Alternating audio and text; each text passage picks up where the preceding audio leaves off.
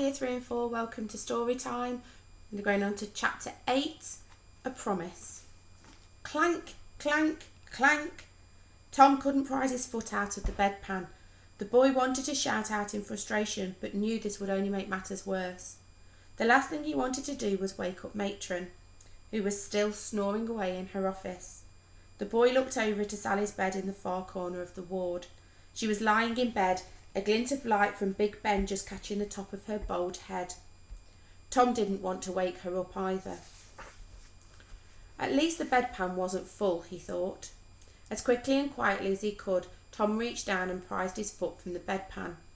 Then he tiptoed out of the children's ward. To his annoyance, his bare feet made squelching noises on the shiny floor. Squelch, squelch, squelch. As his finger touched the heavy swing doors at the entrance to the ward, he was seconds from freedom.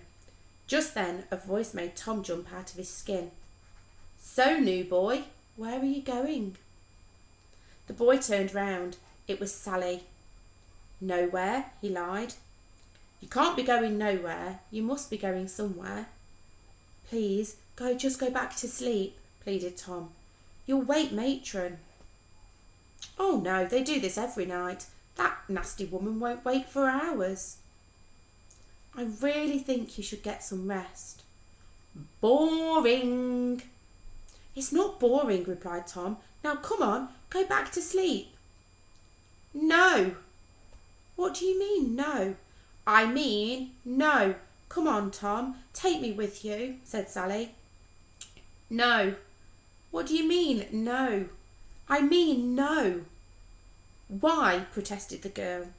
The reason Tom didn't think Sally should come was that she looked weak. He was worried that she would slow him down, but he didn't want to say that. That could hurt her feelings. So he said something else instead. "Look, Sally, I'm just going to catch up with the others and tell them they need to come straight back to bed." "Liar." "No, I'm not," he said. And this made him look like he was lying even more. "You are lying. Liar, liar, pants on fire." Tom shook his head a little too vigorously. "I know you must think I'm not going to keep up with you or something," said Sally. "No." "Yes, come on, admit it. I'm not stupid." No, thought Tom, this girl is smart. Super smart. There weren't any girls in Tom's boarding school, so he'd hardly met any before. The boy immediately had a feeling that this girl could beat him at everything, and Tom didn't like that feeling. "No, it's not that, honest," lied the boy. Then as he stood there looking at her, his curiosity got the better of him. "Sally, can I ask you something?" "You can ask." "Why have you got no hair?"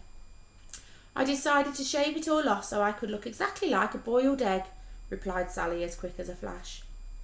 Tom chuckled. Whatever the girl might have lost, it wasn't her sense of humour.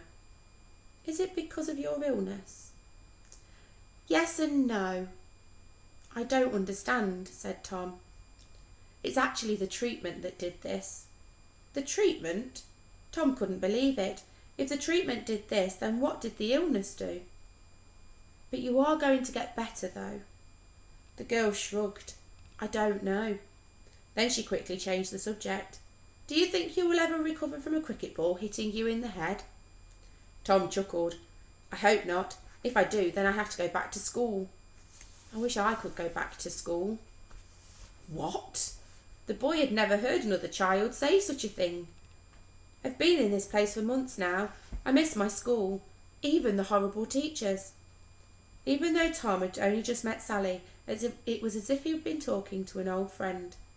Then the boy realised he had to leave right now if he was going to have a chance of catching up with the others. "I have to go." "And you definitely aren't going to take me with you?" Tom looked at Sally. She looked too unwell to get out of bed, let alone go on some crazy adventure. Tom felt guilty to be leaving her behind, but he felt he had no choice. "Maybe next time?" lied the boy. Sally smiled. "Look, Tom, I understand. The others have never invited me. Go on, you go. But I want you to promise me something." "What?" he asked. "I want you to tell me all about the night's adventures when you get back. I will, he said. Promise? Promise. Tom looked Sally right in the eyes as he said it. He really didn't want to let his new friend down. Then the boy pushed open the heavy swing doors. Light spilled in from the corridor. Just before he disappeared from sight, Sally said, I hope it's an awfully big adventure. He smiled at the girl before he pushed the doors open and was swallowed up by the light. See you soon, Year 3 and 4.